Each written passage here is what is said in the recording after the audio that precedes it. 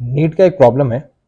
A point mass m is moved in a vertical circle of radius r with the help of the string. The velocity of mass is under root 7 g r at the lowest point. The tension in string at the lowest point is। तो काफ़ी simple problem है। एक string दे रखी है, उस पर एक point mass है जो सर्कल के अंदर ट्रेवल कर रहा है, उसकी रेडियस दे रखी है और उसकी वेलोसिटी दे रखी है जिस वेलोसिटी से वो ट्रेवल कर रहा है। अब ये वेलोसिटी एंगुलर वेलोसिटी नहीं है, अंडर रूट 7 जी आर। इस टाइप का प्रॉब्लम आपने मैकेनिक्स में करा होगा। शायद लॉ ऑफ मोशन के अंदर आपने करा होगा। 3 पोजीशन होती है, एक अपर की होती है, एक लोअर की होती है, एक मिड की होती है। वहाँ पे उसकी वेलोसिटी दी होती है, मतलब आपने वो फाइंड भी करी होगी। यहाँ पे तो गिवन है, तो आपको ज़्यादा सोचने की जरूरत नहीं।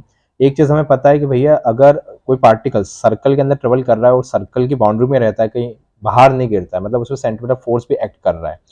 तो थ्रेड के अंदर टेंशन है टी, उस पार्टिकल को नीचे उसका वेट लग रहा है एम जी। चूंकि टी उसे हमेशा, मतलब टेंशन फोर्स इतना ज्यादा क्योंकि वो सर्कल छोड़ ही नहीं रहा, उसी कर्व के अंदर घूम रहा है। तो आप अगर इक्वेशन लिखेंगे तो T minus M G is equal to F. अब यहाँ पे जो एफ है वो आपका सेंटीमीटर फोर्स है। कौन सा फोर्स है आपका? Centimetre force. तो टी माइनस का M G is equal to net force. Net force आ जाएगा आपका सेंटीमीटर फोर्स। अब एक काम करिए, बस कुछ मत करिए, वैल्यू पुट कर दीजिए। सेंटीमीटर फोर्स क्या होता है? एम वी स्क्वायर अपॉन में are.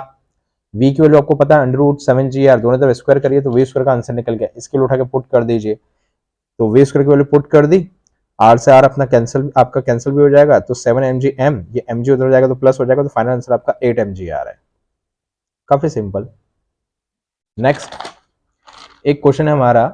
A body of mass 4m is lying in X Y plane at rest it suddenly explode into 3 pieces, 2 pieces each of mass m move perpendicular to each other equal speed u। इस type का problem बहुत पूछा गया है NEET के अंदर, जो पहले एफ एम टी के नाम से जाना जाता था। कि एक टोटल बॉडी का मास है 4m, वो एक्सप्लोड होकर 3 पीस के अंदर टूट चुका है। उसके 2 पीस एक दूसरे के परपेंडिकुलर है जो m मास के हैं, दोनों की स्पीड सेम है, मतलब मोमेंटम यहाँ पे कंजर्वेशन हो रहा है। तो इसका मोमेंटम हो गया mu, इसका भी मोमेंटम हो गया mu। अब जो रिजल्टेंट है, मतलब जो बचा हुआ मास है वो 2m का है, उसकी स्पीड पहले आप फाइंड कर लीजिए तो आप टोटल काइनेटिक एनर्जी निकाल सकते हैं। तो मोमेंटम कंजर्वेशन आपको लगाना है। अब मोमेंटम एक वेक्टर क्वांटिटी, तो एक काम करें ना, सबसे पहले इसका जो रिजल्टेंट मोमेंटम है वो निकाल लीजिए। तो इसको मैंने P1 बोल दिया, इसको मैंने P2 बोल दिया, दोनों के बीच में 90 है।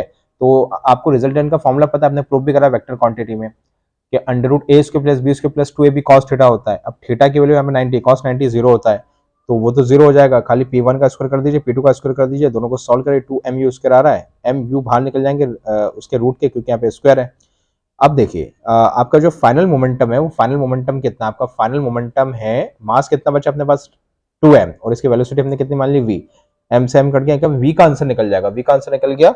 अब देखिए यहाँ पे आ रहा था मेरा u रूट टू अपॉन में 2 चले जाएगा, 2 को मैं लिख सकता हूँ रूट टू, तो मेरा v का आंसर निकल जाएगा in terms of u upon में रूट टू।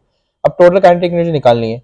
अरे सिंपल है, मास आपका दो पार्टिकल के मास तो m है और दोनों की स्पीड u है। एक पार्टिकल के मास 2m है, उसकी स्पीड v है।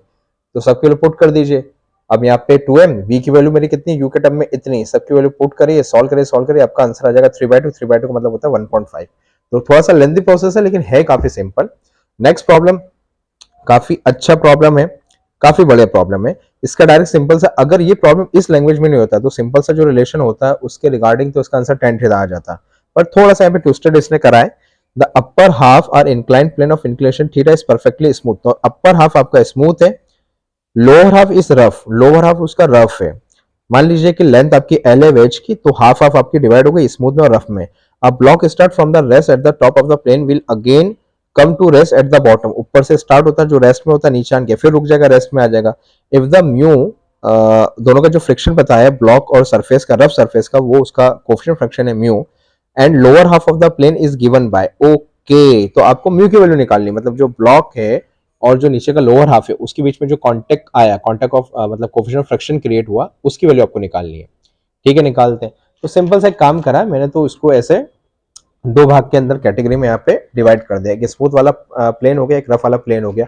अब मुझे पता है कि मैं ऊपर से स्टार्ट करूंगा नीचे आऊंगा, तो मुझे टोटल लेंथ एल चलना है।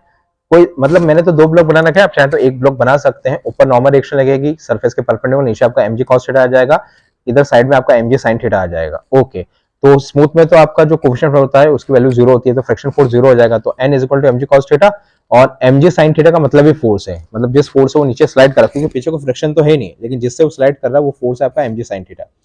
अब यहाँ पे वर्क डन निकाल लीजिए। एक्चुअली यहाँ पे है ना एनर्जी का कंजर्वेशन होगा। ये ऊपर से स्लाइड कर रहा है मतलब पोटेंशियल एनर्जी है, स्लाइड करके नीचे आ गया मतलब पोटेंशियल एनर्जी लॉस हो रही है और काइनेटिक एनर्जी गेन हो रही है। ठीक है, मतलब पोटेंशियल एनर्जी का कंजर्वेशन काइनेटिक एनर्जी में हो रहा है। सिंपल से यहाँ पे लिख भी रखा है। तो अब एनर्जी क्या होता है, वर्क होता है, तो हमने वर्क ही निकाल लिया। ये हुआ फोर्स, डिस्टेंस हो गई टोटल एल। अब जरा इधर की बात करिए, इधर आपका फोर्स हो जाएगा म्यू एम जी। ये हमारा एक रिलेशन होता है F upon N is equal to mu, जब भी म्यू का मतलब टेन थीटा होता है। इसलिए मैं आपको बोल रहा था अगर ये सवाल काफी सिंपल होता तो मेरा आंसर डायरेक्ट टेन थीटा आ जाता, लेकिन आधा वो स्मूथ है आधा वो रफ है, तो थोड़ा कैलकुलेशन होगा यहाँ पे। तो मेरा फ्रिक्शन फोर्स का इस पे वैल्यू आ गई मेरी mu M G cos theta. Okay, अब ठीक है, इसके लिए लेंथ कितनी मुझे, इसकी लेंथ तो एल बाई टू बची, मतलब इसका अगर मैं वर्क निकालूंगा या एनर्जी निकालूंगा तो वो कितनी निकलेगी, force into L by two, क्योंकि हाफ ही डिस्टेंस ट्रेवल करेगा ना। ओके, क्योंकि रफ आधा है। अब दोनों में क्या है, वर्क है, मतलब क्या एनर्जी है। अब एनर्जी का कंजर्वेशन हो रहा है, अगर लेफ्ट हैंड साइड इक्वल है तो राइट हैंड साइड भी इक्वल होगी, बस इक्वल कर दीजिए, कैंसिल आउट करिए, म्यू का आंसर आ जाएगा। म्यू का आंसर आपका 2 tan थीटा आएगा। आई होप आपको ये क्वेश्चन समझ में आए हो। Thank you.